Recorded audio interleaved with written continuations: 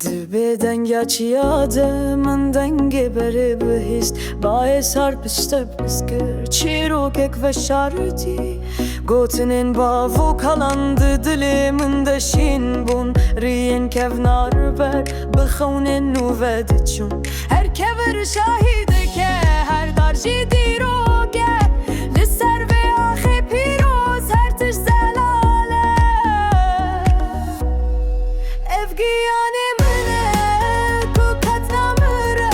Mîna çemê ku her û her di herke Ji bo te Kurdistan ez ê her bistirim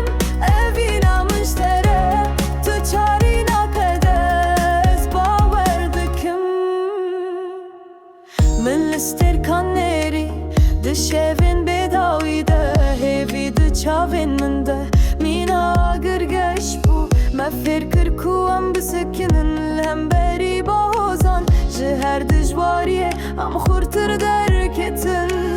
Zimanê me yê şêrîn dengê me ye bin Kultur û rûmeta me di cîhanê de tê zanîn Di nav dilekî azade bi ruhekî gerim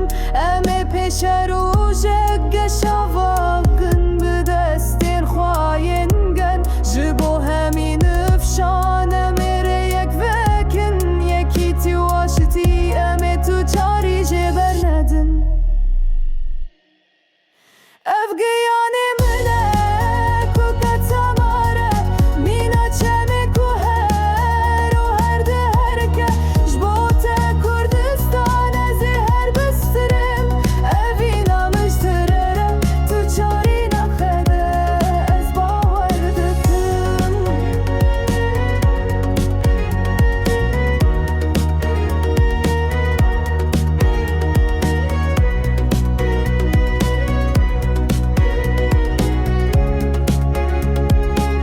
Di her hilatina rojê de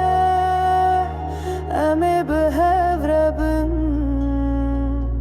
Ji bo azadiya me